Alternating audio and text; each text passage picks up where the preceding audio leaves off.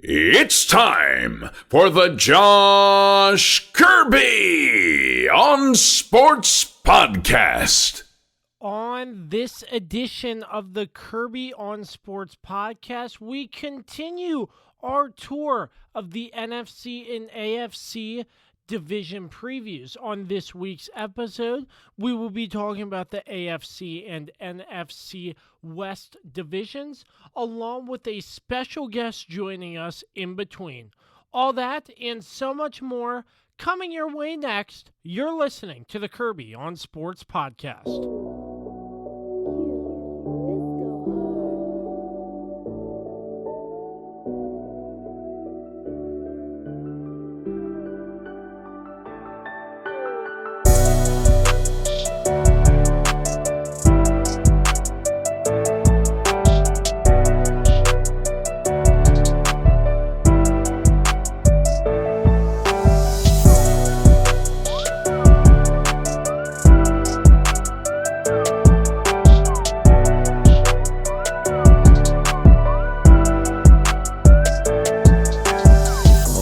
I'm glad you connected. This is Dave Johnson, voice of the Washington Wizards. You have connected to the right place because you are listening to my man, Josh Kirby on Sports Podcast. Ladies and gentlemen, welcome back to another edition of the Kirby on Sports Podcast.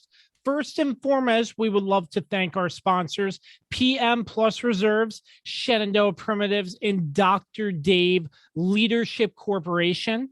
Our intro music, Productions by Quet. In our intro, Dave Johnson. Thanks again to our sponsors, because without their support, the Kirby on Sports Podcast would not be where it is today. We are continuing our tour of the AFC and NFC divisions, getting you set for the NFL regular season. On this edition, we will be talking about the AFC and NFC West. As always, I'm joined by my people. We call ourselves the three-man booth, Dan Demski and Carlos Martinez. Hi, gentlemen. How are we? Living the dream. Yeah, I think that's a good description. Living the dream. Living the dream. Simple, straight to the point. Amen to that. Happy to be here, man. Yeah, happy to have you all along once again for another episode. Once again, Dan Demski, co-host and lead contributor, and Carlos Martinez, the Swiss Army knife. Let's go. There it is again. Yeah. Let's go. At least I'm not the goddamn utility player anymore. Shout out to the Swiss Army knife. I wrote a big note down, Carlos, just so I would not get it wrong, because I got to respect you. I got to respect your greatness here on the podcast. You damn right, you better. All right, so let's get right into it, boys. As we know, last time we talked about the AFC and NFC South, respectively. The NFC South, the Tampa Bay Buccaneers won the Super Bowl. We'll start off respectively with the AFC West. The Chiefs coming runner-up to the Tampa Bay Buccaneers. I'm sure we'll talk a little bit about that, but let's run down the standings from last year. The Chiefs, with a 14-2 record. The Raiders with an 8-8 record in second place. The Chargers a 7-9 record, and the Broncos a 5-11 record. So let's get our opening thoughts on the AFC West. I will start off first and foremost with the Kansas City Chiefs. They really looked rough in that Super Bowl. I know we recapped it in depth on the podcast, but I'm just going to go back and summarize. Patrick Mahomes was not getting any help from the offensive line at all. And this just goes to show that the Chiefs needed to retool, and they're doing that. They had a very successful, in my opinion, free agency, picking up guard Joe Thurney from the Pats, Kyle Long from the Bears, Mike Remmers from the Giants, all additions to help their offensive line, because they cut Mitchell Schwartz and Eric Fisher, and they also drafted an O-lineman from Oklahoma, Creed Humphrey. So, I mean, that offensive line really was an issue for the Chiefs, and hopefully they can fix that because, I mean, other than that, the weapons are there in Patrick Mahomes, another year stronger in the NFL. Who knows how explosive he can get? I'll get the boys' thoughts on that in just a moment. The Raiders, I mean, they were an up and down roller coaster, so to speak. I mean, the Raiders beat the Chiefs, for crying out loud. I mean, it's like they were doing very great one week and not doing so well the next week. So I feel like the consistency, they need to improve consistency. If they can be a consistent team, they were 30th overall in team defense. That needs to get fixed also. They signed wide receiver John Brown, another weapon for Derek Carr, and running back Kenyon Drake. So that helps. But yeah, I mean, Derek Carr looked good, but still, with a 30th overall team defense, it's not going to go so well on the defensive side of the football. And you know the term, defense wins championships. The Chargers with a new head coach, Brandon Staley, Justin Herbert, another year in the league after that horrific incident with Tyrod Taylor. I think he's going to be stronger. I think the Chargers are going to be a team to look out for. That's just my early thoughts here, but I agree. Yeah, I feel like the Chargers are really going to be a team to look out for. They have Washington week 1, and as a Washington fan myself, I'm thinking That's a loss. Yeah, He said timed that's that a perfectly. loss. Timed it perfectly. I was thinking that's a loss. It's okay, Kirby. I'm thinking it for you. no, I'm thinking if Justin Herbert, another year's experience in this league after the incredible rookie season, he had all shy of 4,500 yards, 31 touchdowns, 10 interceptions, an additional 5 touchdowns on the ground. If he goes into this season healthy and wanting to do more, then it might be a problem for Washington. And I'm going on a stretch here because we will get into the NFC and AFC East later in another episode, but this is going to be a test for Washington. So the Chargers are going to come into week 1 with a team that lost to the Super Bowl champions by 8. So you got to look out for that. And the Denver Broncos, a rocky start, not really a starting quarter. The quarterback position was up in the air. They have Teddy Bridgewater. I think he should start. I believe Dan thinks he should start too. So does Carlos. Carlos also believes he should start. Yep. And drafted quarterback Patrick Surtain from Alabama. The defense obviously is a priority. They picked up some names in free agency, but pretty much that's my opening thoughts here. I would like to get your all's opening thoughts. Anything I've missed, anything you want to touch on further? Well, you just read my notes. I mean, I sheesh, especially Those with were the Chiefs. Dan's I mean, opening thoughts. You plagiarized. he read word for word what I wrote about the Chiefs, man. Come on. I need to start keeping my notes to myself, I think that's what this means. Dan, when you start talking about the Raiders, you have to do it in your John Gruden impression. I'm going to try. It's hard with COVID, but I'm going to try. True. Yeah, what else can you say about the Chiefs that hasn't been said a million times? I mean, they're one of the best teams in football.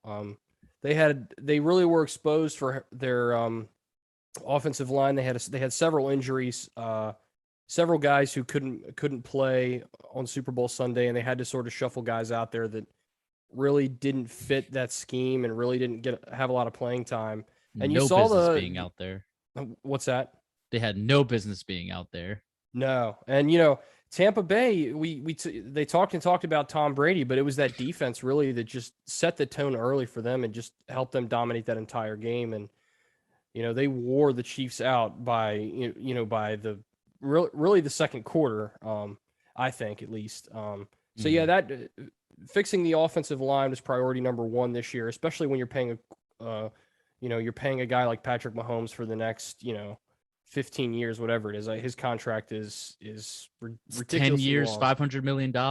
Yeah. That's what it is. I couldn't remember. So, that's definitely priority number one. And so they as Kirby mentioned that I had in my notes, they cut Mitchell Schwartz and Eric Fisher, and they go out and sign 3 guys to shore up that offensive line, and then they draft Creed Humphrey, who a lot of people consider to be one of the best offensive linemen in the draft. So they took care of what they had to take care of. They have a top 10 defense. We know how good this offense is. They're not going to miss a beat much this year, I don't think. I mean, they cruised through the regular season last year like they have the past 2 or 3 years. So I really don't see any holes in their game right now. Now, of course, injuries and COVID, another season with that. And we talked about this last week, and it's a similar thing here. Injuries and COVID can take your successful season and turn it upside down, so we got to keep an eye on that. But if the Chiefs can stay healthy, they're by far the front runner in this division. I think the Raiders, they're an interesting team to me. Man, let me tell you something about the Raiders, man.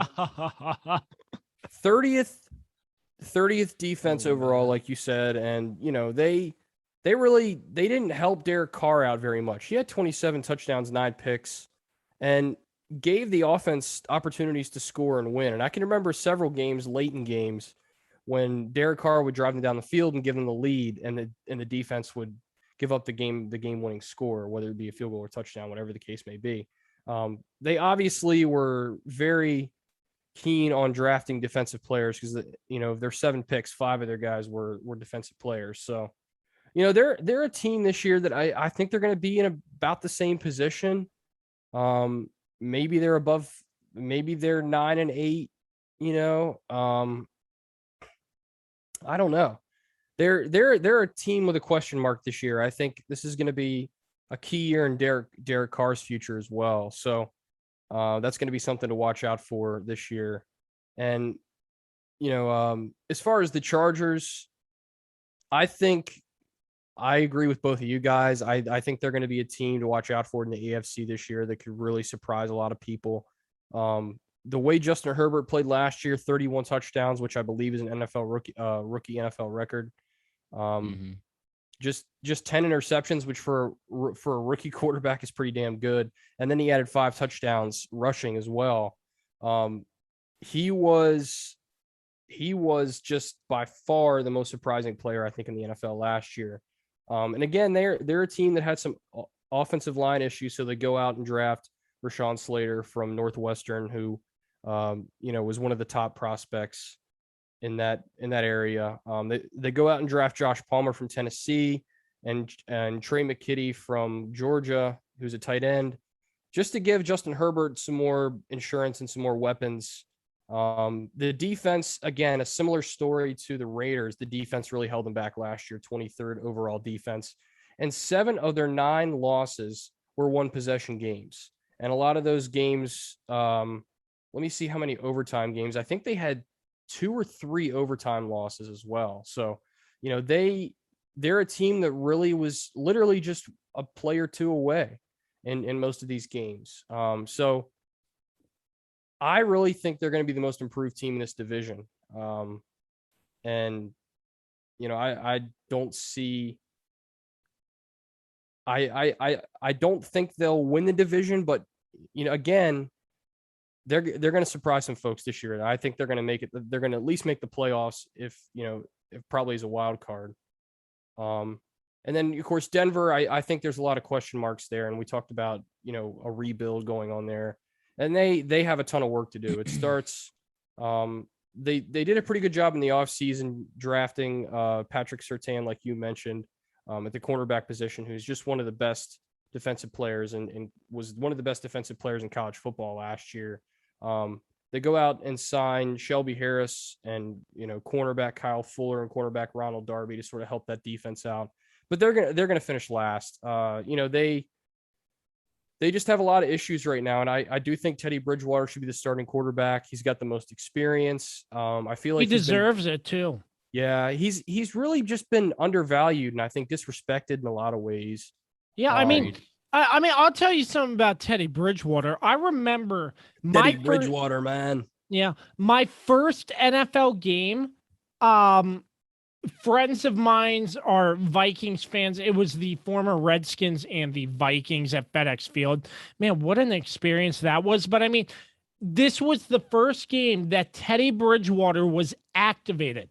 So he was a backup, obviously, and it was Case Keenum under center for the Vikings. But besides that, I mean, it was very emotional to see Bridgewater come back out throwing a football. I mean, my friends who are Vikings fans, they were emotional too. They were so happy for Teddy Bridgewater. And I mean, Teddy can play. You give him a full season, I feel like he's going to produce well for you. Obviously, He's never had the chance. Right. Yes. Yeah, exactly. You took the words right out of my mouth there. Didn't he start last year for the Panthers all season? I thought he got pulled No, he started for the Panthers all year last year. Oh, okay. So yeah, I still feel. I mean, I feel like it was like, because there was no talent on the Panthers that was going to really. No, they didn't. They didn't have anybody. I'm surprised the Panthers and they had let a coach him go. who didn't know what the hell he was doing either. So yeah, I'm surprised. Well, don't forget they traded for Sam Darnold. Yeah. They traded for him, so then they let him find his own, because they were going with him, so they let him find his own team. But he still threw for almost 4,000 yards, which is pretty damn good considering how bad that Carolina team was last year. Besides the point, Teddy Bridgewater is undervalued, and he should be valued more. He is a pretty great quarterback, and I think he can help Denver out a lot. Obviously, they are rebuilding, so it's going to be interesting to see how Teddy Bridgewater handles being on a team that is rebuilding and stuff. But can we really say that Denver's rebuilding? They have a lot of talent on that team. I mean, don't forget they have a good they do have a pretty good wide receiving core. They got Jerry Jeudy from Alabama. You got oh my God, who's the running back? They actually have a decent running back on that team. To me, Denver, really their issue is they just need to find their quarterback. So this is Teddy Bridgewater's opportunity here. I mean, that's what I think. And yeah, I agree with you guys. Teddy Bridgewater has been vastly not valued at all in this league lately. Melvin Gordon. Melvin Gordon. I mean, he's not a slouch, and then I think his backup's not too bad either. Like, this team isn't and they have a pretty good defense too. So it's like Denver's not really that much of a rebuild the way you guys are putting it out, in my opinion. Yeah. I mean, I'm not putting a lot into it because this is only Fangio's second or third year. So, I mean, still, I mean, the weapons are there, but how is Teddy Bridgewater going to handle a new system? They also have a pretty young team as well. So you don't know how well those young guys adjusted the Absolutely. NFL, that's what I was trying to say too. Yeah, they have a lot of guys who are rookies and first and second and third year players. So those guys are going to have to figure things out, and it's going to take a while. So, I think that's just going to be part of the growing pains with this team. So, I think that's the reason why I would call it a rebuild. Maybe not a rebuild in the traditional sense where they're so far away from being successful. But it's so interesting that it's like John Elway. He's a Hall of Fame quarterback, and you expect him to be able to be the quarterback whisperer and whatnot. But it goes to show you that not everybody can be a general manager and have that sort of front office power, because he's not the general manager anymore. Also, yeah, I think he promoted himself. Yeah, he promoted himself to above the general manager. Right. Well, I'm going to promote myself because I can. I mean, but still, I mean, that really since he's been there involved with the team, they outside of Peyton Manning, which he's Peyton Manning. They have not had anybody consistently who is even just a halfway decent starting quarterback. So I think this is, I think Teddy Bridgewater is the way to go because he gives you the best chance to win now. Drew Lock, I think, is too much of He's too much of a wild card in my mind. He's too much as to of a what you can Patrick see. Mahomes wannabe. Like Mhm. they tried so hard to market him as like a Patrick Mahomes type quarterback, but he's just not. He's just not as good as Patrick Mahomes is. And That's a very difficult comparison to make when you have a guy like Patrick but Mahomes that's the who's a comparison they were trying to once-in-a-generation. make. Like every time they would talk about Drew Lock, they'd be like, he's a lot like Patrick Mahomes. He can make the same type of throws that Patrick Mahomes can make. Well, the difference is Patrick Mahomes, one, has had a competent coaching staff around him, and two, he's just a special talent. And yeah, anybody can throw the ball far, but not everybody can make those like split-second decisions that Patrick Mahomes can make. Yep. Right. Yeah, and just amen have to the that. innate athletic ability to make the kind of plays he makes, like falling to the ground and throwing a 30-yard pass somehow. Being completely parallel to the ground and making that pass. Exactly. Yeah, I think maybe rebuild's not the right word to use. Maybe you could use another word that Kirby used, retool sort of, and sort of reimagine what they can become, because they are a very young football team outside of a couple of guys who were wily vets. Von Miller apparently still on this team, who's 68,000 years old.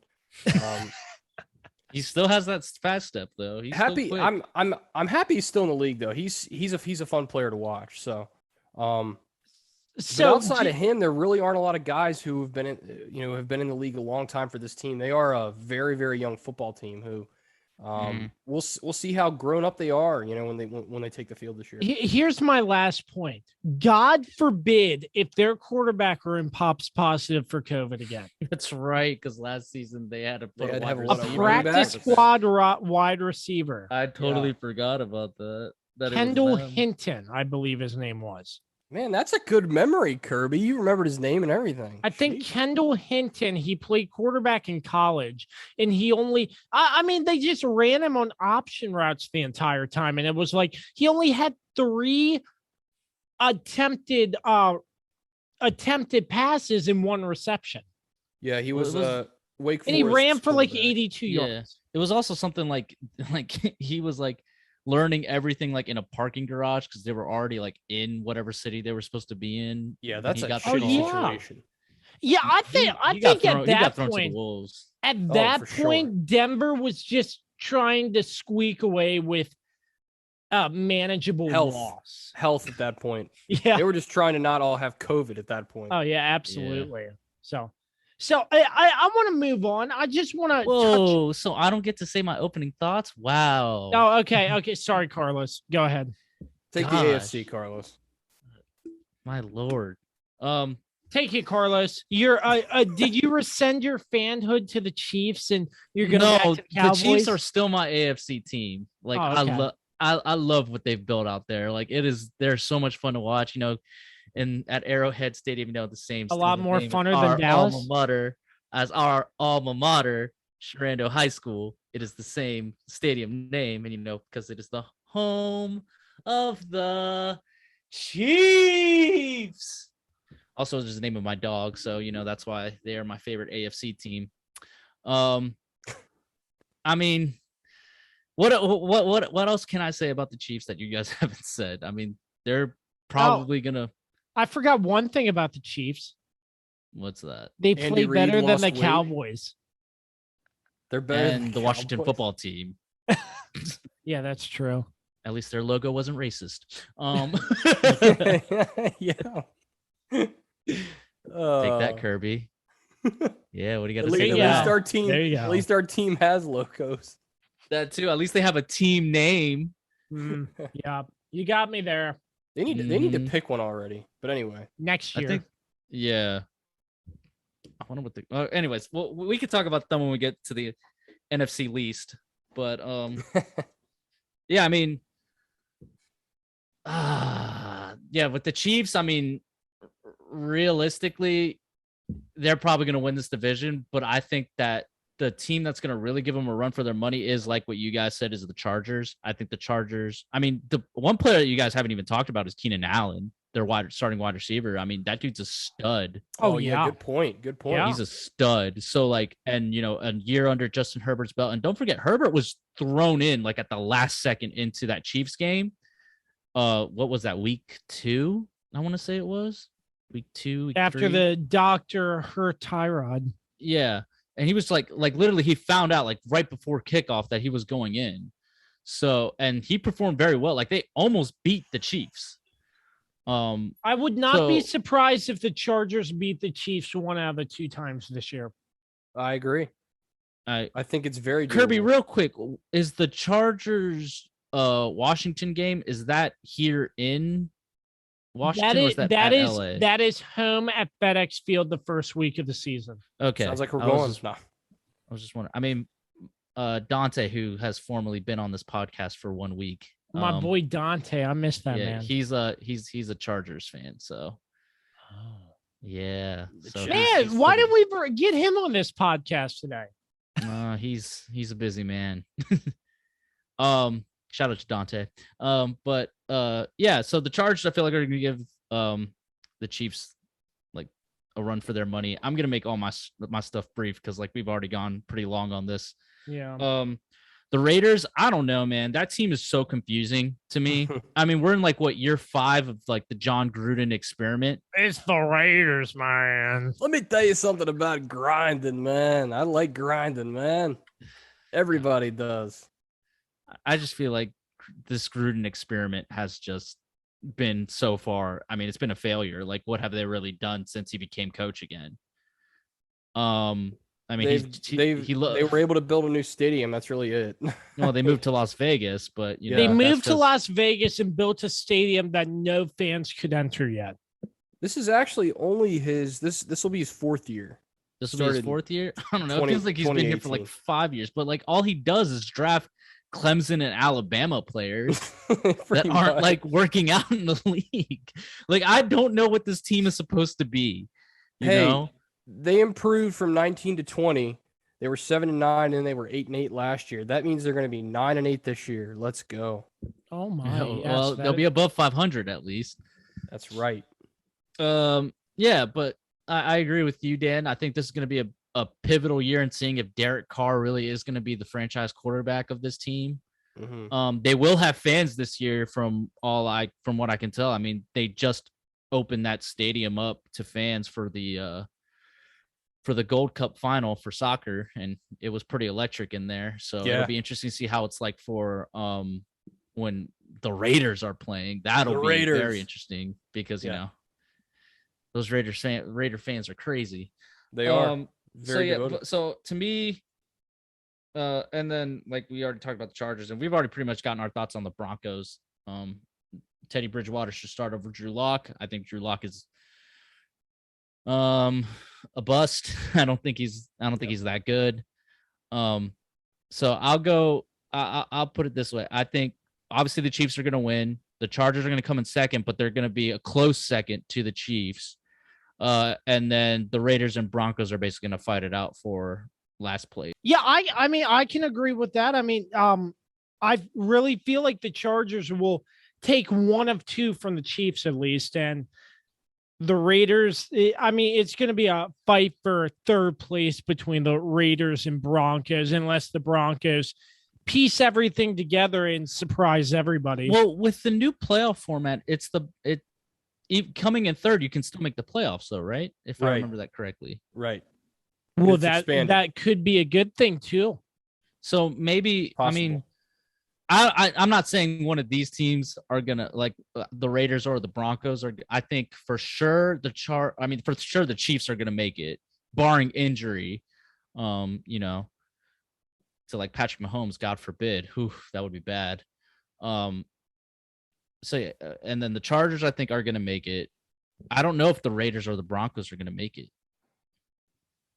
I think there's too many questions with those two teams, especially because the Raiders are just so inconsistent and the Broncos are just such a young team and they're still trying to figure out their identity, I think, more than anything else. Yeah, I agree. So, yeah, can I bring up just a random funny thought I just had in my head? Yeah, regarding new stadiums. The Chargers and the Rams just had a preseason game in SoFi Stadium. They share the stadium, and there was this viral fight that went out on Twitter, and it was did not care enough to watch it. I hope you saw it, Dan, because that guy got beat up. Was that the one where the woman threw the soda or whatever at the guy? Yeah. and he got his ass kicked because of it? Yeah, the guy, I think the soda was thrown, and then the guy comes around and tries to punch 4 people in one punch. And then they start pulling him down over the seat and punching him. Now we'll see. Now I can say this because I am of Hispanic fans descent. are back. Yay! Was he of Mexican descent?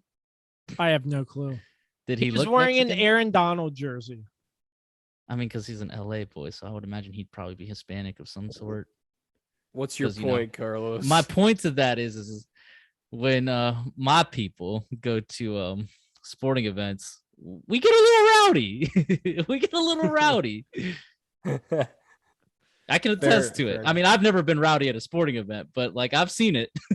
I mean, is it just me or like in sports in general, since fans have come back, have we seen how shitty so many fans are? Because like there's been a lot more fights. There's been a lot more like disturbances, things yelled at players, things thrown. I think it's just people have just been obviously locked up. I hate a lot people, of events though. I really do. And I just think that they just kind of are just, some people are just pent up and just want to let out. It's the same thing with flights. I mean, you have people acting up on flights and getting duct taped to this seat and stuff like that. So, yeah. Humanity sucks. Anyway, let's move on. All right. So, hold on real quick. Before we do move on, though, we do have to shout out the Atlanta Falcons because they did get 100% on COVID vaccines. Oh, nice. Wow. I did not hear that. Yeah, it just came out like maybe an hour ago that they reached 100% vaccination. So, all right. But before we move on, all right. I have 2 questions I want to throw at you all, and I want to see if this is a reasonable thing that could happen, or if you're gonna start with that, it's probably not, or unreasonable. I want to start off with the Chiefs. How likely is it that we see the Kansas City Chiefs back in the Super Bowl? Pretty likely. Pretty likely? Yeah. Pretty likely. Could we potentially see a back-to-back Super Bowl appearance? Are the Chiefs that good? They are that good, but they're definitely going to be challenged more this year because, you got Buffalo, you got LA, the Chargers here. I mean, who else in the AFC? Come on, Dan. Let's be honest. Actually, no, Baltimore, because they did retool a lot this offseason. So actually, no, throw Baltimore in there. And Lamar Jackson, another year of development. Throw Baltimore in there. I would throw Baltimore in there. Who else can I think of? I'm thinking of the whole AFC right now. Yeah, I'm trying to think as well. Tennessee. I was going to say Tennessee. Yeah. In the New England? Nah, not New England. We'll see how Cam Newton does. It just depends on which Cam Newton they get, or if they end up going with Mac Jones. I was thinking they were just gonna go with Mac Jones, but that's I think they're gonna start the season with Cam Newton. See how it goes. Plays well, they stick with him. If he starts to suck, they're gonna eventually go to Mac Jones. But we can talk about that once we get to the East also. But I mean, I think it's pretty possible that we'll see Kansas City in the Super Bowl again, but I think their biggest challenge will be the Buffalo Bills. Absolutely. I think the Buffalo, and we'll get to the Bills, like I said, but I'll just wait and tell you because I have a lot of thoughts about the Buffalo Bills. But my next question, could we potentially see the Chargers explode this year and make it to first place? Yeah. Is that a possibility? It is a possibility. I think that is. Because anything can happen. Also, again, remember when Kansas City won the Super Bowl, I mean, they had an 11-5 record that year. So, I mean, and again, the reason why they had that record was because Patrick Mahomes got injured. So let's say, again, God forbid, Patrick Mahomes gets injured, that could really open up an opportunity for the Chargers to get first place. But also they could maybe, the Chiefs kind of hit a slump because they've been in the Super Bowl the past 2 years, and maybe they just come out kind of sluggish. And all of a sudden the Chargers You know, they're young, they're excited. You know, so yeah, it's possible. I definitely agree with that. Yeah, I think we can all agree the Chiefs first place, the Chargers second place, and I would say the Raiders third, and the Broncos last. Yep, agree. I have a weird feeling like Denver's going to come in third. What if Denver just surprises everybody in first place? It's possible. But don't forget Denver was also a possible location for Aaron Rodgers when all that stuff was going on. So, I mean, Aaron Rodgers wouldn't want to go to Denver if they were a team that wasn't like tooled to a way that would work for him. So maybe Teddy Bridgewater can work with it. So, I mean, definitely has more to work with here than he had in Carolina. So that's true. So yeah, we'll see how good hopefully this is a team that really believes in Teddy Bridgewater. Yeah. And hopefully they'll do better. I have nothing to add. I think it's well said, Carlos. I'm Josh. Join me in the three-man booth, Dan Demski and Carlos Martinez, talking about the AFC West. We will take a quick break, and when we return, we will take a look at the NFC West. Stay tuned. For sports fans living in condominium and homeowners associations, as well as business professionals, when you need a reserve study, PM Plus Reserves has been in business since 1990. Their studies are accurate and easy to understand. Check them out when your association needs a study. www.pmplusreserves.com. You can also contact them at 703-803-8436. Once again, www.pmplusreserves.com. All right, now joining us on the Kirby on Sports podcast is a man that I will go out and say one of the funniest producers I've ever heard of, seen, listened to.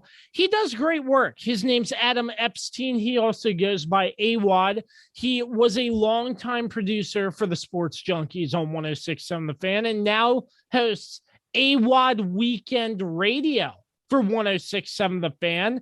He is also a video producer for Odyssey, and he's a legend in some people's eyes. AWADD, thanks for the time. Thanks for hopping on. How are you, my man? I'm good, man. Thank you. Bless you for the intro. Lovely stuff. Appreciate it. Yeah. So, I appreciate you coming on, man. So, I mean, first and foremost, I sort of want to dive into how you became a producer. What led you to sort of this path? So I went to VCU in Richmond, Virginia, but I would say it even started for me in high school. I think it was senior year, I took journalism class and I just fell in love with it, man. Like I learned how to use the camera, blew my mind. I learned how to edit. I learned how to run a teleprompter. We learned how to direct in that thing. And then by the end of the year, I convinced them I wanted to do my own Adam Epstein 60-second sports as part of the once a week part of the morning news show. And so that was my first chance ever hosting something. Then I ran with that momentum at VCU, and I covered the basketball team for 4 years. And at VCU, basketball team is really freaking good. So I got some really good interviews there. I met John Rothstein, college legend, basketball legend. I got to know all the Richmond reporters and kind of got to know everybody and kind of modeled their game at Kobe would say, you model an NBA player's game. I would model these people I meet and be like, oh man, this guy Mark, he's amazing at hosting the nightly sports. I watch him on TV. I watch him go to games and see him how he does his interviews. I was like, I want to do that kind of stuff from the college level. And so I did that for 4 years at school, and I ran Rams Review, became the president at the end of that. And that was my favorite thing. I learned so much there. And I took that with me to internships I got with NBC. And then I interned with 106.7 The Fan. And that's kind of why I've been so loyal to 106.7, because that was the best internship I've ever had, working with Danny Rouillet and Holden Kushner and then Grant Polson. So going back to VCU, you were probably there covering the team back when Shaka Smart was the head coach, and they had an amazing run under Shaka Smart. And some of those names, including Mo Alley Cox, who now is an NFL football player. Yeah, dude. You know the story. Me and Mo are boys, man. He used to play on my freshman basketball team, dude, we hung out all the time. Like when he came to visit VCU, he came and stayed with me, and so when he joined the basketball team there, I was like going nuts. I was full fandom, you know, sitting front row for every single game, and legit, the team was so good, man. It's like we're undefeated at home for like 3 of the 4 years I was there. It was crazy. Oh, wow. Yeah.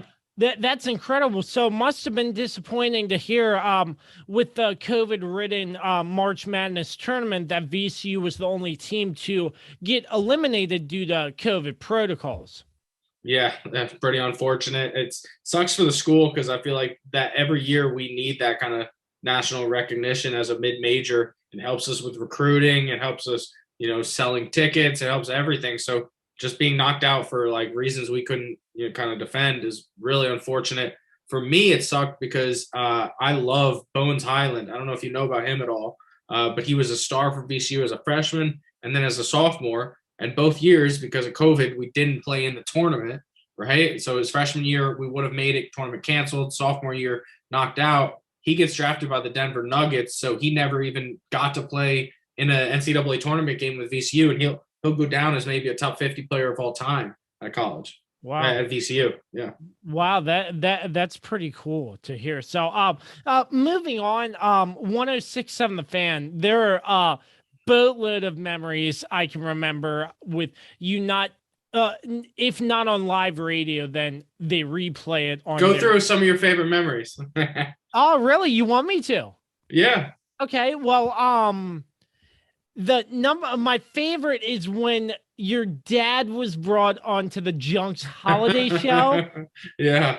I was like, they're bringing on AWADD's dad. I'm like, if AWADD didn't know, how does AWADD feel about that? I mean, I'm sure your father's proud, your family's proud of what you've accomplished because hell, you're on the radio almost every weekend, AWADD weekend radio. So I mean, but still, like throwing your father on the radio, it's like it's sort of like a blind side, I would think.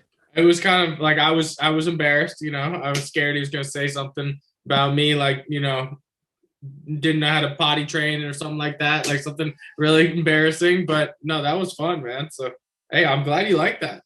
Yeah, and I'm trying to remember the Christmas party. The Junks annual Christmas show, I forget exactly, but there are a few moments I can't remember off the top of my head. I wrote a couple of these down last week and it just escaped me. But I mean, it's funny to me because you see not just you, but Drab as well, producing, doing your stuff. And they come to you and sometimes just make fun of you and stuff. And I'm like, man, I feel like that's just harsh, making fun of the producers. But isn't that sort of scripted in a way just to add flavor to the radio show? I don't know what the term that you would use is. It's not scripted because it's totally unscripted. Like I never know when they're going to come to me. And it's something that they probably got from Howard Stern and Opie and Anthony and, you know, radio legends for years and years and years have always kind of had a punchy bag on their show that like he's the clown, he's the dummy, he's the fat one, you know? And so every show has it. And for the Junkies, like it was CK at one time. He's now the program director. Then it was Valdez, you know, and then it was EWAD, then AWAD. And so like, you know, every show kind of has it. And I do think to the Junkies' credit of all the shows like I named, they are probably the best at like joning on people. I mean, making fun of people, making it like they're making fun of you, but it's like they're the older brother making fun of you. Like they didn't really want to hurt you. It's just like they're fraternizing you. You know what I mean? They're welcoming you to the fraternity. And so, yeah, I mean, every time they would make fun of me, I looked at that as an opportunity to get my name out there and do what I wanted to do with my career. And also, it was like a lot of times I would forget I'm on the radio because it was just so conversational. Like EB just asking me, hey, what'd you do this Sunday night? Well, I ordered pizza and wings and I watched TV, and that's kind of why it's been so much fun with them. Yeah. So what's it like? I mean, I sort of want to get your thoughts. What's it like back when you were with the Junkies on a regular basis? What's it like in that room? What sort of do you have to do to prepare for the show? What do you have to do throughout the show? Can you sort of walk us through that? Yeah, I'll give you a little behind the curtain here. So there's like there's a nightly email that comes out with the segments that the Junkies are gonna hit. Knowing that as the video producer, I know if there's any video element to something, I got to get my eyes rolling or something. I got to get my brain rolling on something that I can bring for it. When one time we had puppies come in, we had a bit behind the scenes plan where we would have Lurch pick winners against the puppies by putting dog food on like a different teams. And so like every day there's emails coming out, and I'm seeing like how can I bring something to a video element to the show. During the show, Drab would be usually answering the phone calls. I would help out with that. That's kind of like getting guests prepared. That was kind of the best thing that I did when I was there, was like I would be the extra hand when Drab and Valdez are busy and they're like, hey, Jerry Rice is downstairs. Hey, Sean Springs is downstairs. Hey, Tom Green, the comedian's downstairs. AWADD needs to go get him in, get him a glass of water, get him some coffee, bring him to the green room. I was cool with being that kind of intern guy that would help these famous people come in and sit down. I mean, I met some of the most famous people I've ever met in my life just from being the guy that they would say the bitch boy that has to go get coffee or do whatever, you know what I mean, to help out. And so that was a lot of the behind the scenes. So I hope that was a good answer. Yeah, it sort of, yeah, I like that answer. Yeah, it was great, man. I just love going behind the scenes and seeing what it does, because I really do love radio. And this is one of the main reasons why I started my podcast, is because, it's like, this is basically radio whenever you want. But not to mention, I'm still trying to make those next steps, trying to make it to the next level, but it comes in time. So, so with this pandemic of everything, I know it's sort of been difficult radio wise. I'm sure you had to work from home and whatnot in a way. Sort of tell us what your situation was like and how you handled it during this pandemic. Yeah, pandemic changed everyone's life. I mean, for me, I would say it kind of opened my eyes to the fact that, like, I have a nice computer right here. It's a nice Mac that I bought, and I could do a whole lot of everything from right here and don't really need to go anywhere ever again. I mean, the way I've been producing a ton of videos with like high profile things for ESPN and stuff. That's just on Zoom. Everyone's in their house, and some people have like a professional setup with a really nice camera and a backdrop or a giant TV, 82-inch TV behind them. They can green screen and put whatever they want on. I've worked with it all, but I've realized, and the pandemic realized, that like Zoom is the future, and the future is people working remote. I mean, that's a huge thing. So one of the things I would do for 106.7 is they could like I could get in from this computer here to the computer at the office. Like, I don't even know how to explain it. You go into some remote system and then boom, you're controlling the mouse on a computer in another room.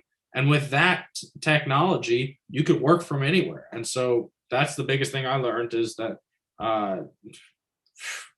you can work from anywhere. You don't need to work in the office. And I don't enjoy the office. I love working from home. I'll tell you real quick, the best thing I learned from the pandemic is that if you ever are having a long day, take a midday shower. It just wakes you the heck up right away. And then you can work another 5 hours. No problem. It's like coffee on steroids. Oh, yeah, absolutely. So now from doing the Junkies, transitioning to AWADD Weekend Radio, what's that like, making the jump from producer to owning like a slot during the weekend? What changes? How do you prepare? Do you run the show yourself, or do you have other producers? What's that like? Yeah, so I mean, I produce it, I edit it, I host it, I do the whole thing, which is very difficult. With the Junkies, you can come up with 5-6 segments, and that can last a whole show. With me being my own show, I got to come up with 15, 20 different topics because you never know if it's going to fail and you got to move on to the next one. Or one topic could hit, the football team name, and all of a sudden you get 25 callers. It's crazy. So callers can definitely carry a show, but you want to have a show that's not fully caller based because you got to be the voice sometimes. Like it's your show. You got to own it. So, I mean, working on the Junkies has helped me, and I know what a big time show is, but it also showed me like I to do it by myself with nobody there. I mean, I would love a co-host, but to do it by myself, you got to triple the prep. Yeah. So, what's it like running your own radio show, trying to get guests on? I've always been interested in how you go about getting guests on, and can you tell us about a time you were trying to get a guest on? Funny story about getting a guest on, it works, it doesn't, or a high profile guest you got. Like, what's an experience you can tell us from that? So the quick story I will say, shout out to my boy Fred Davis, former tight end for the Washington football team. I went to Fight Night, right, which was this event that was once a year. It was like a cigar and black tie event, and the cheerleaders would perform and everyone would come have a fancy dinner, and there'd be a boxing match. And so celebrities would come. I met Michael B. Jordan there. I met Anthony Anderson. I met incredible celebrities, but I interviewed Fred Davis there. And then I was like, you want to get a drink after this? And then we did get a drink after that. And then he joined my show the next day. And so that was like the craziest time that I ever met a celebrity of sorts and got him on my show. But most of the time it's just, you got to get lucky with, I always send emails. I don't like sliding into DMs. If they have an email on their Twitter account, I'm going to do that. And I do it from like my Odyssey actual email account. And I think that working for a bigger company definitely helps me get some guests. I don't do this often enough, but you can get access to what they call like the black book or the blue book for the NBA, which is like the NFL and the NBA's like full official list of, John Clayton and all the main reporters for each team. Julie Donaldson would be on that list, right? So every team's reporter is on that list, and they give like emails and phone numbers on that. I think you have to be like a full credentialed employee to for a network to apply for that. Yeah. That's incredible. That's how most of the radio shows and TV shows get their guests, is they have a black book and they have a good producer who schedules things 2 weeks in advance. So, you're overbooked. Wow. That I've never heard of anything like that. Yeah.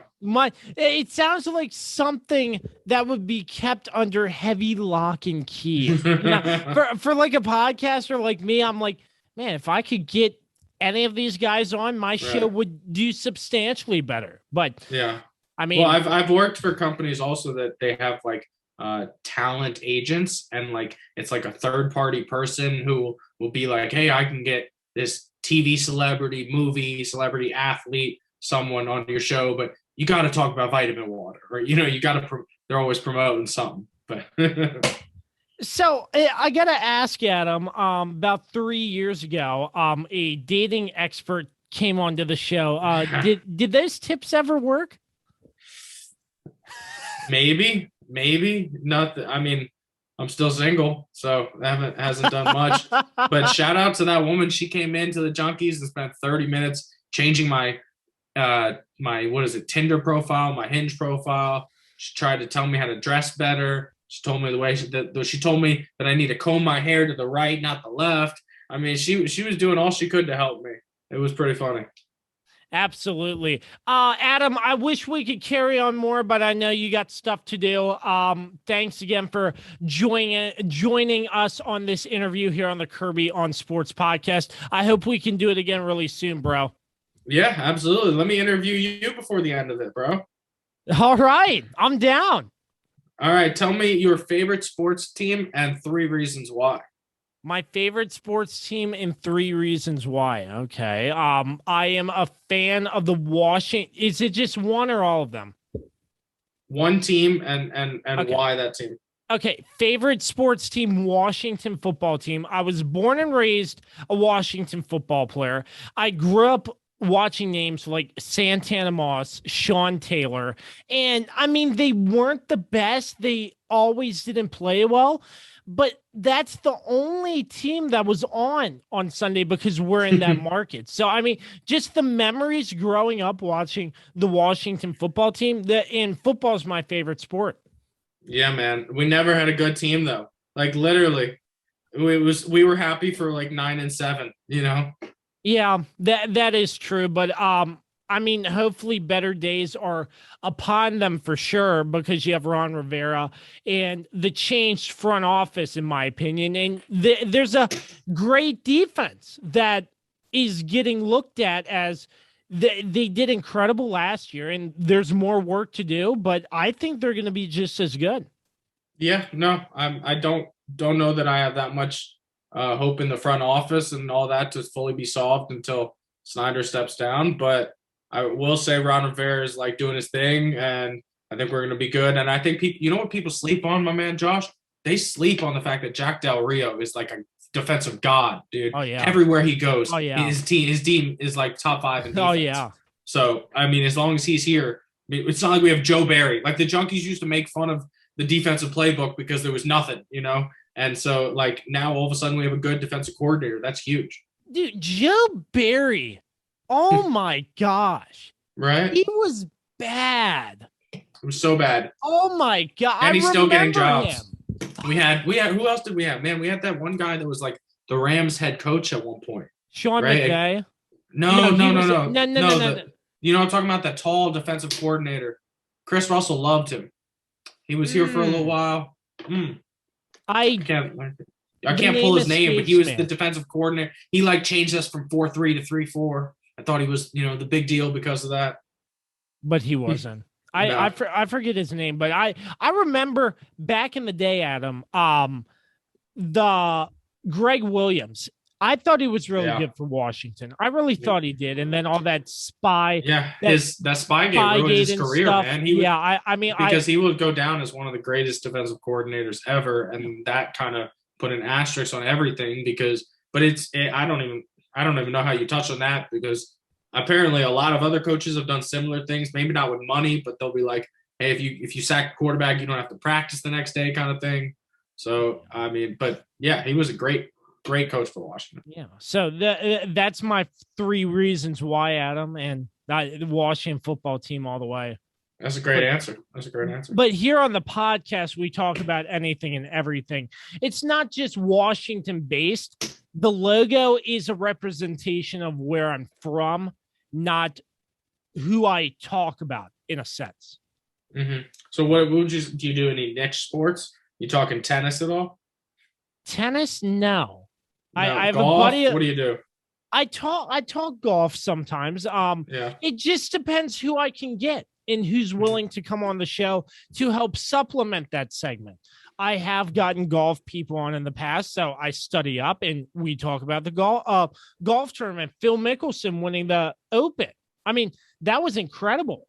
And I mean, what else? I mean, talked about Washington at training camp. I'm getting reporters who were there at camp. So however I can supplement my podcast. How about this? Do you talk any non-sports stuff? You know, that's a big thing of my show. I do one non-sports segment every week. Well, I mean, not a segment, but I could go off on a non-sports topic. I don't do it every week. All right, give me a quick one. All right, dude, food we talk about on my show.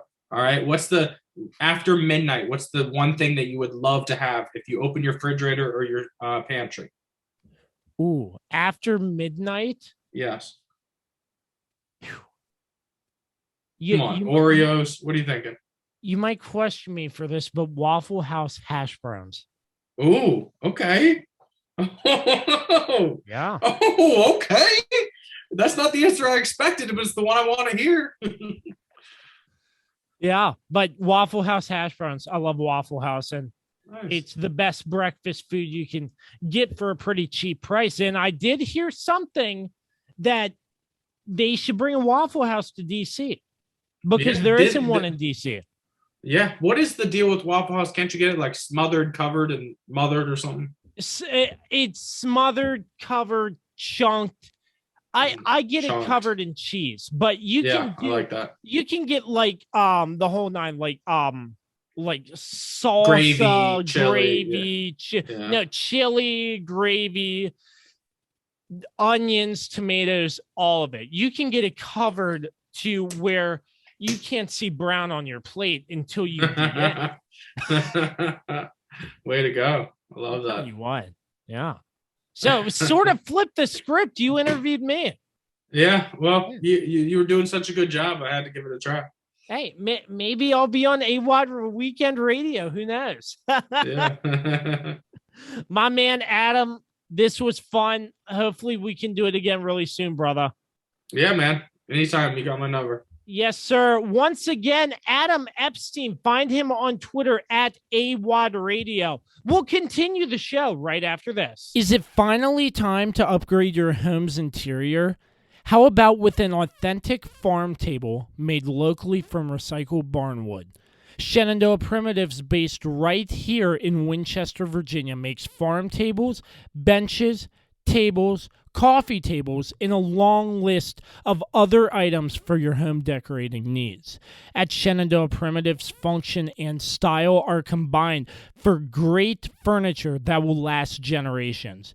If you're interested in combining the industrial look of metal with wood, or considering something incredibly unique with a live edge, Shenandoah Primitives turns those ideas into reality. Thinking about a mirror, wine rack, or other accent piece for your home, Shenandoah Primitives can assist with that as well. As a local small business, Shenandoah Primitives is happy to work with each client for a custom design or schedule an appointment to come out and view current inventory.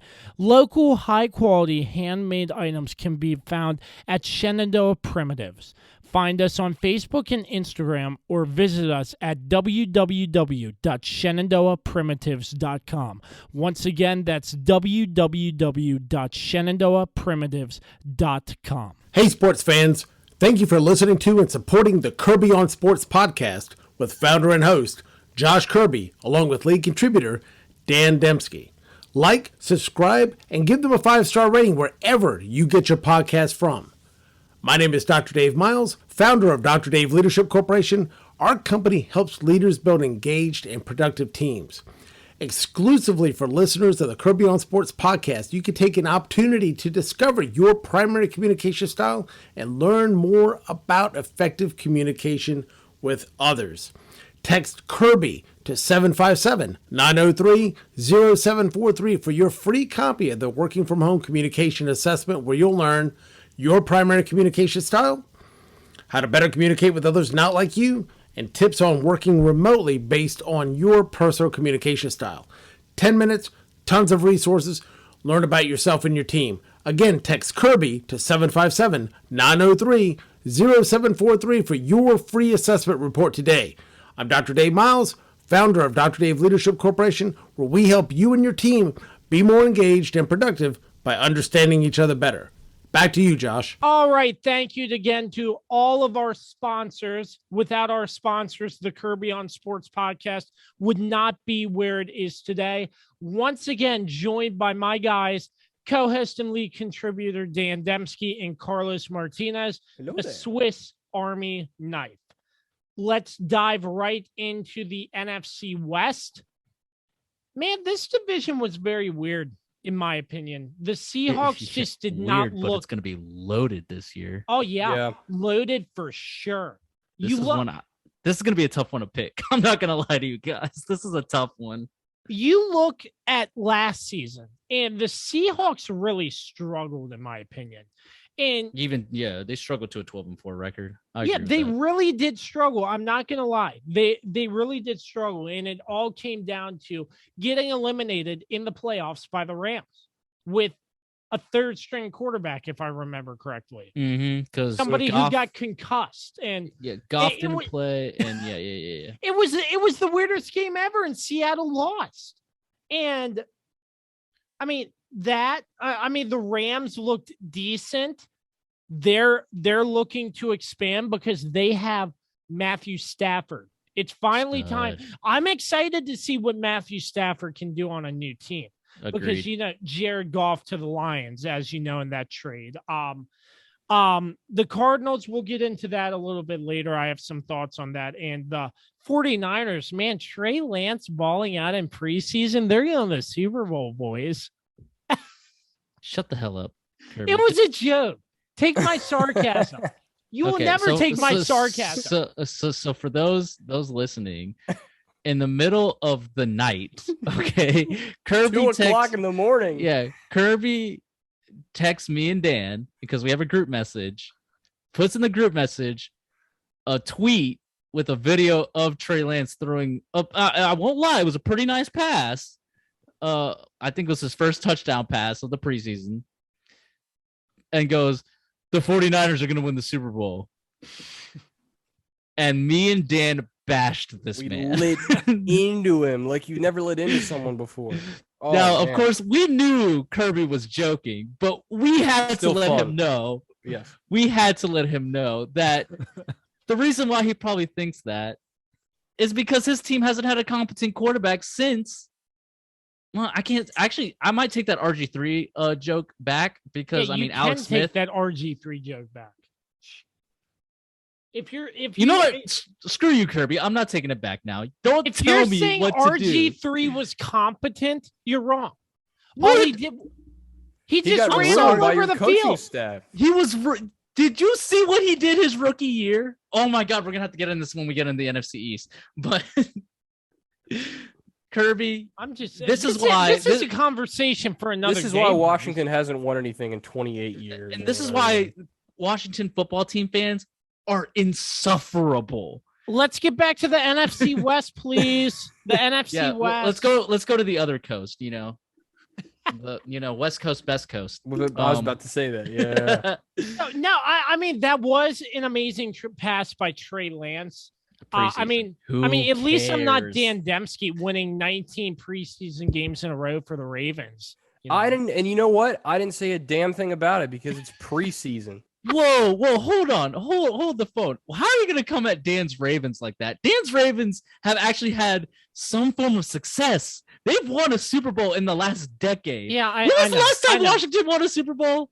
And we've been close several times too. I'm Josh Kirby. You're listening to myself getting ripped by Dan and Carlos. I mean, Dallas too. Come on, Carlos. I mean, okay, 2000.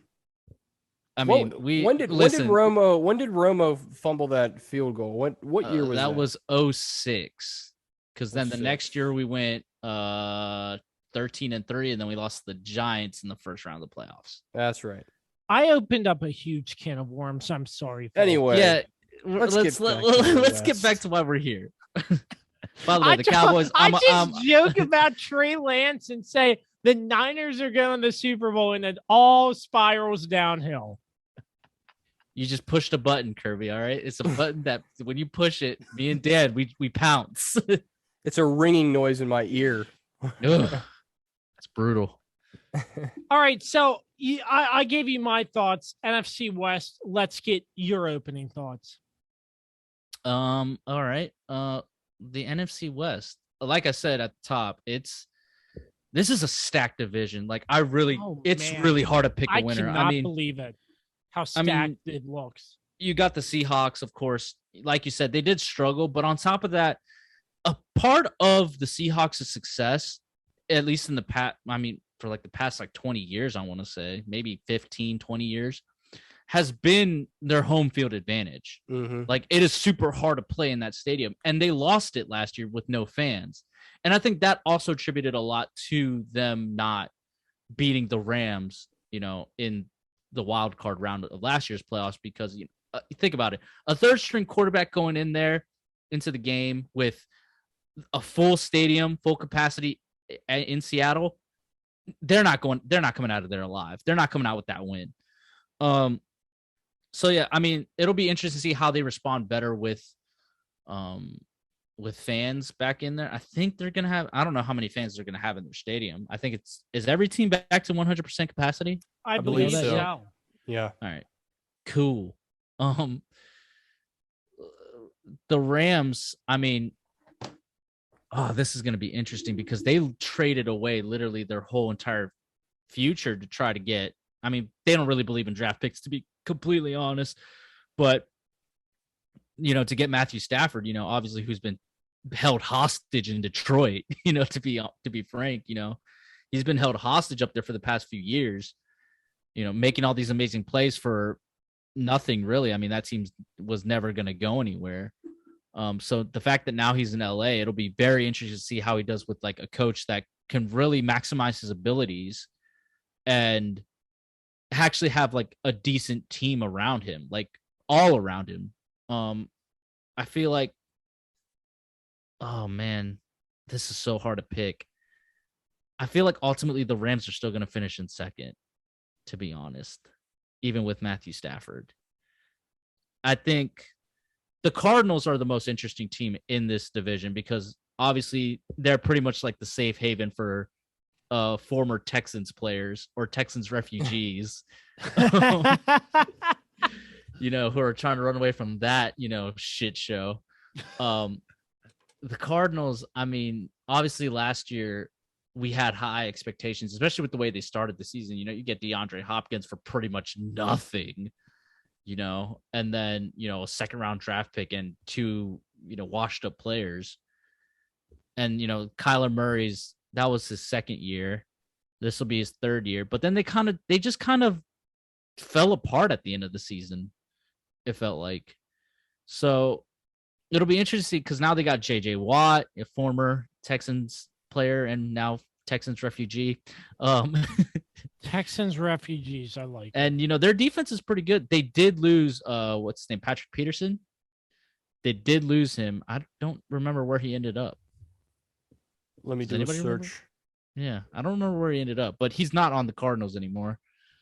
They got Dan's favorite quarterback, Colt McCoy, as their backup. Vikings. Peterson's on the Vikings now. Vikings, yeah. Cool. Good for the Vikings, I guess. So they're. I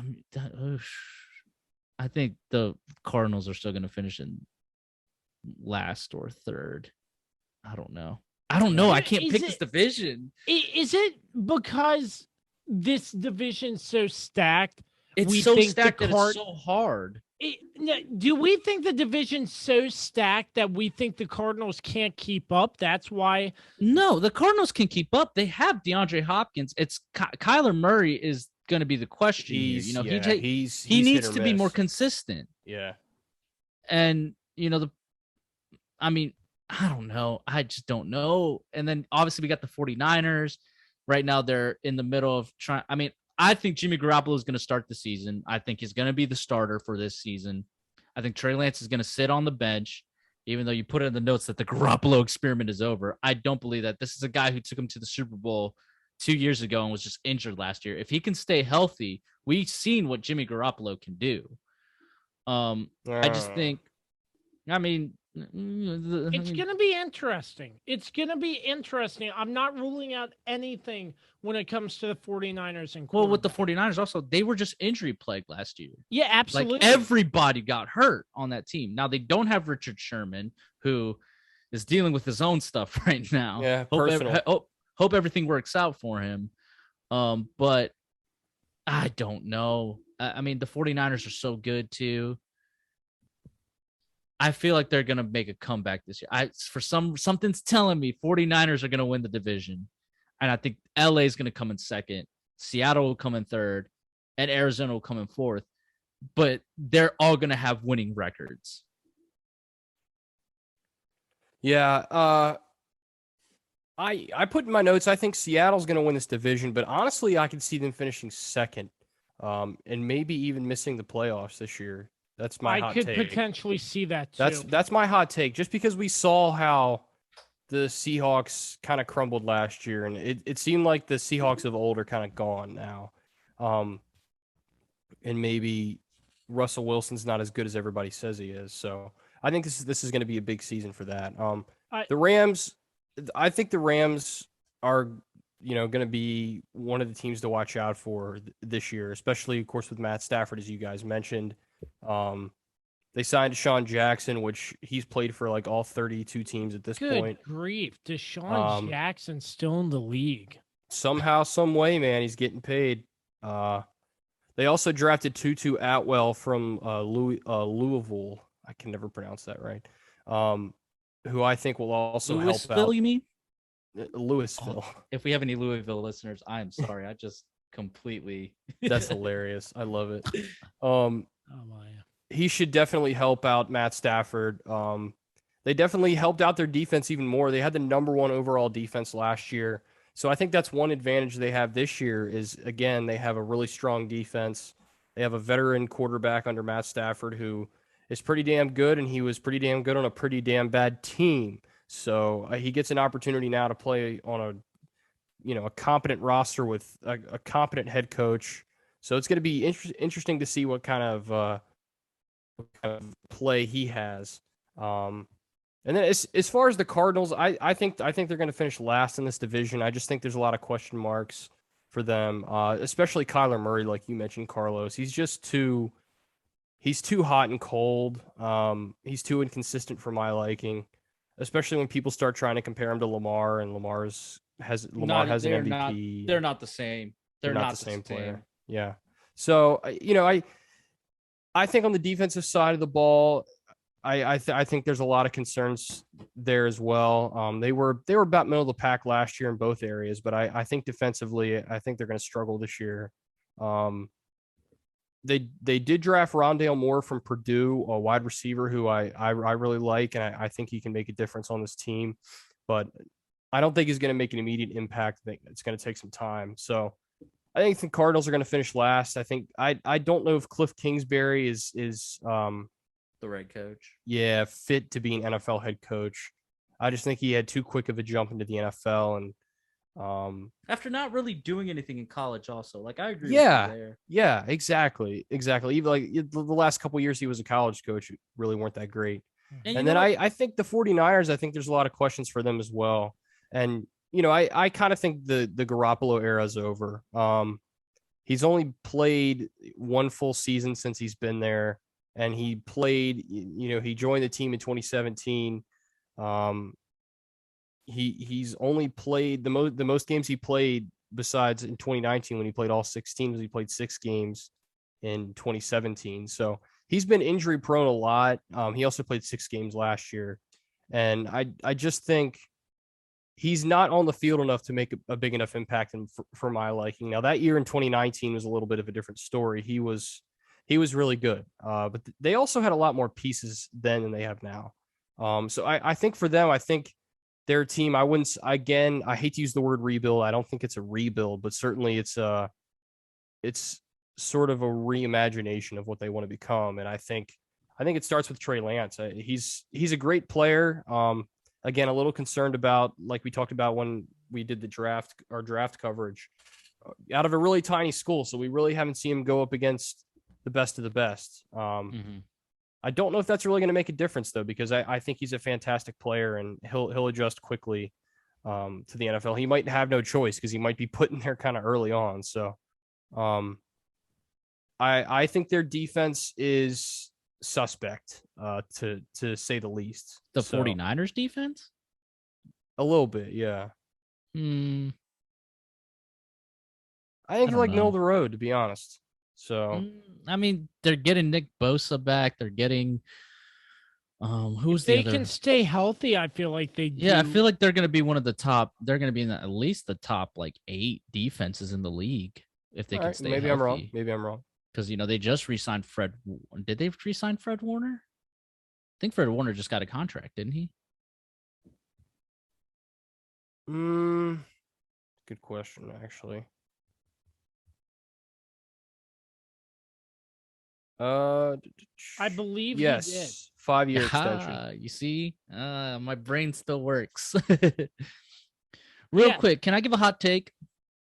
Go ahead. I've given all my thoughts. Yeah, I just think this division. I think the Rams are going to win the division this year. I think we'll see Seattle take a couple steps back, and they're not to rebuild mode by any stretch. I think they're still a very competitive team, but I think they're on the way to trying to see where do we go in the future, because Russell Wilson is in his like mid 30s now. So he's not a young quarterback anymore. And it's time to start thinking about what happens in the next 4 or 5 years for them. I may have a hot take too whenever you're finished. All right, Carlos, let's hear yours. Okay, my hot take. I don't think Kyler Murray's that good. I agree. I don't think he's going to be the answer for Arizona. I agree with you. Now, I might eat crow this year, and he might like light up the league and actually like become what he's been like touted as. But like, I just don't think he's that good. I think he's too small. He's small. He's shorter than me. He's 1 inch shorter than I am because I'm 5'9". He's like 5'8". I mean, you look at these big.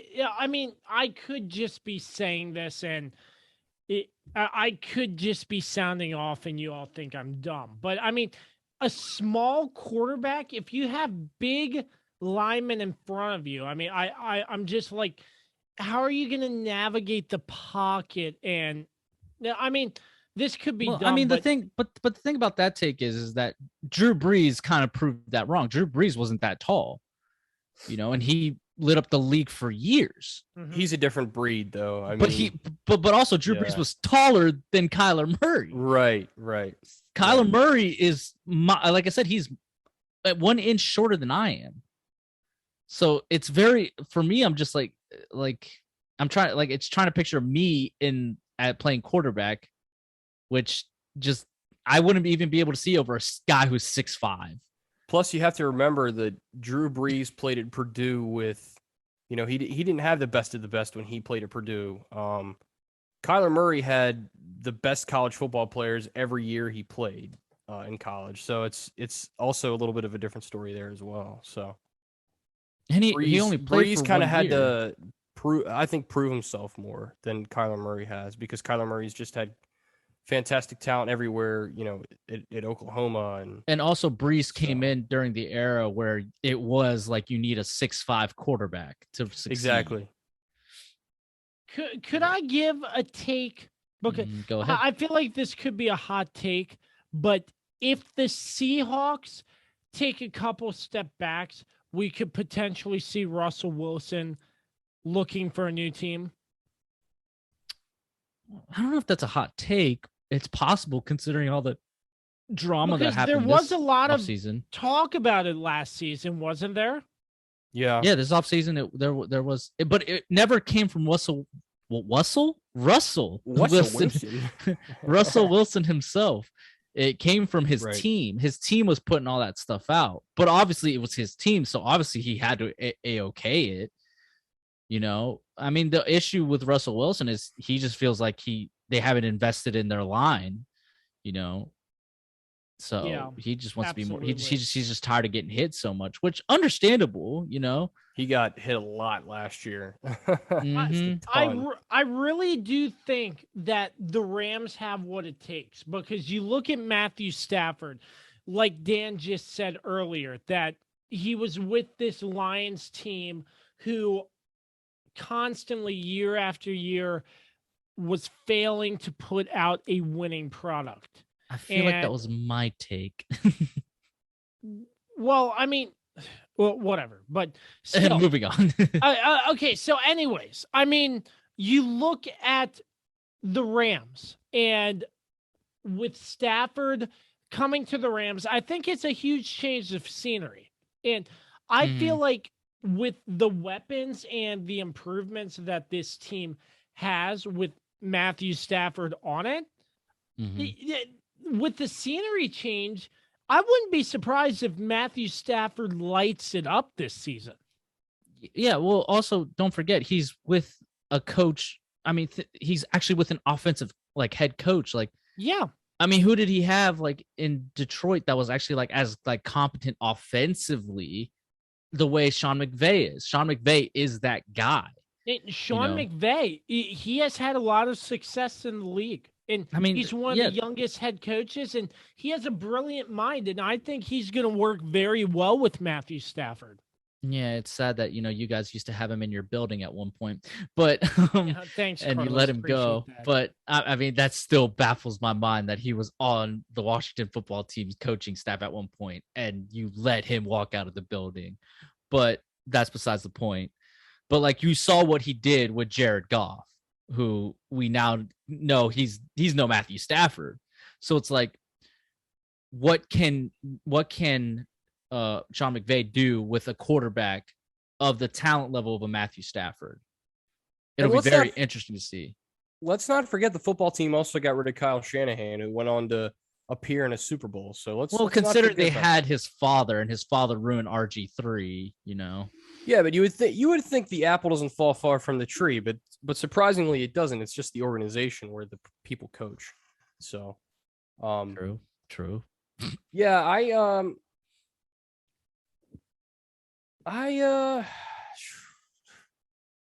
don't, the Rams, I think the Rams really could be the best team in the NFC this year, right up there with the Buccaneers. Okay. That's going to be my hot take. They just, let's queue up this recording this for is future use.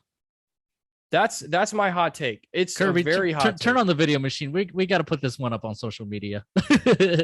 No, I look ugly right now, man. I'm all COVID stuff. Anyways, yeah, go on, Dan. Yeah, it's a very hot take, I know, but I think that offense got a lot better in the offseason, just cutting bait with Jared Goff and bringing in Matt Stafford, who that was definitely an upgrade. Actually has a decent offensive line now too. He's not going to be hit every 5 seconds. I could be completely wrong, and they could be decimated with injuries.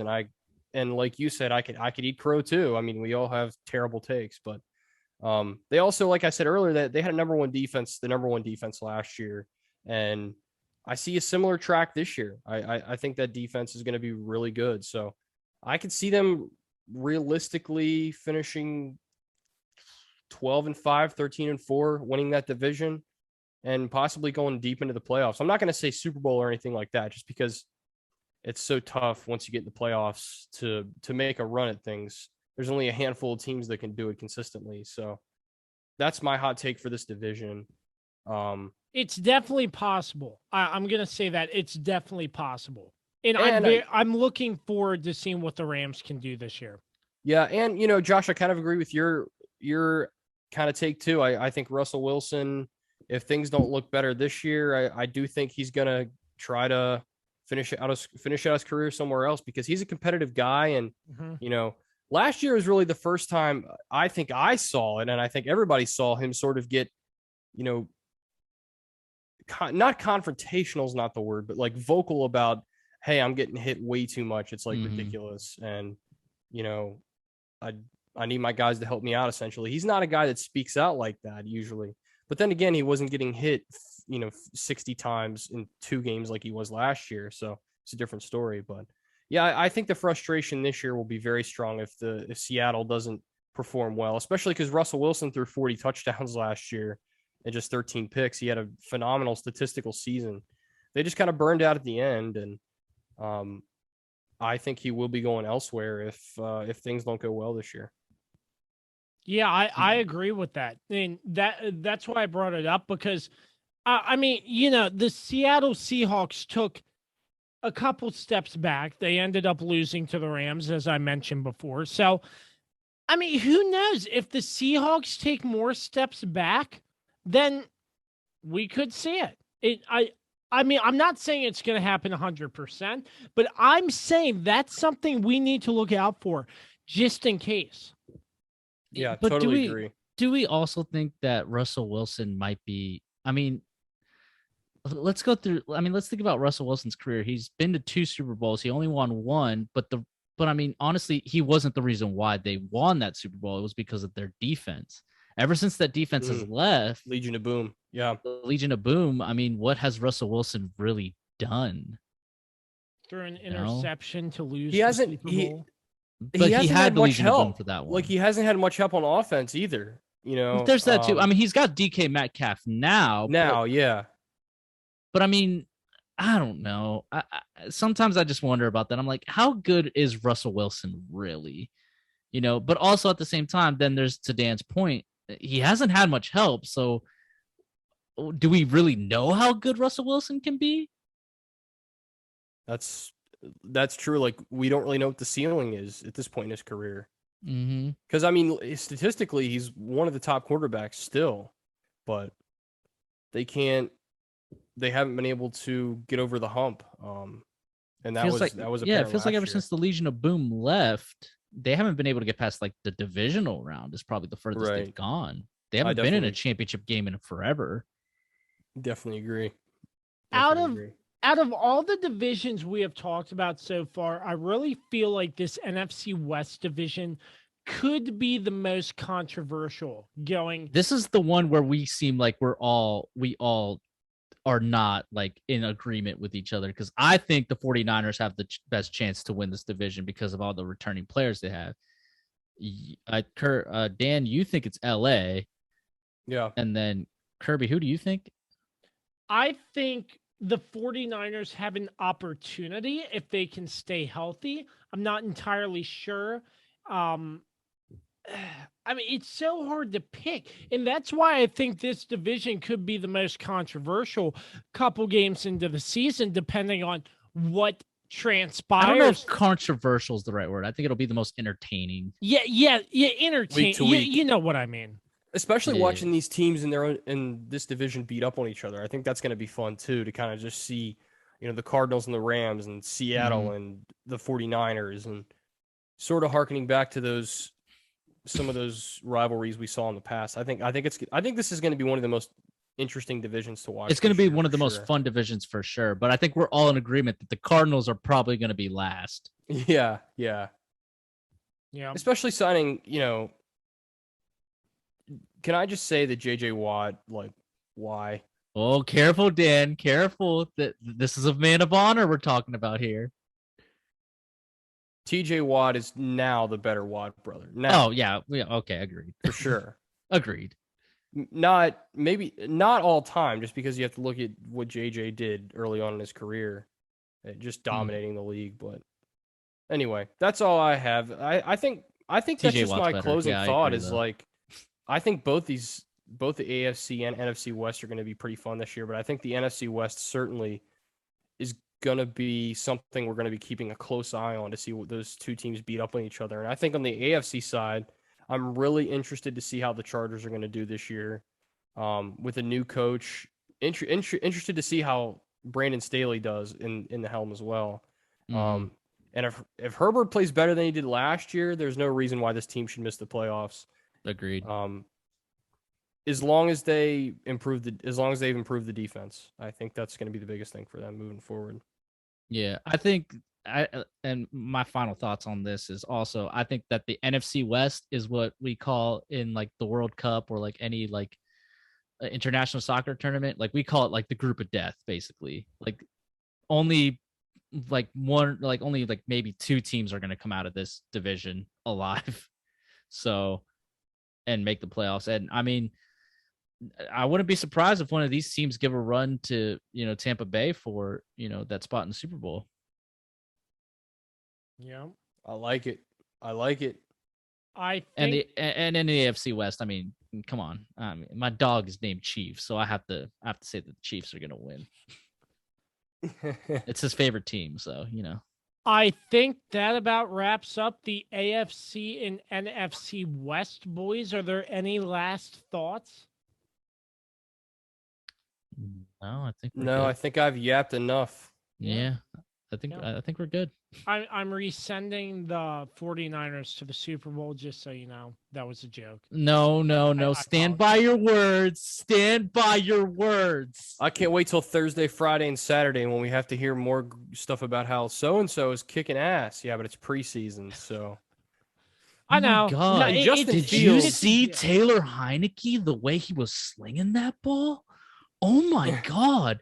The Washington football team is set. They need a kicker is what they need. That's another conversation for another time. Let's not open up that can of worms. Can I just say one quick thing that doesn't have to do with these two divisions? Just quick. Yes, sir. Uh-huh. Justin Fields has not seen an NFL regular season game. He's playing against second and third string guys a lot of guys aren't going to make the NFL roster. So saying that the speed of the game is slower than you expect is kind of dumb to say in the preseason.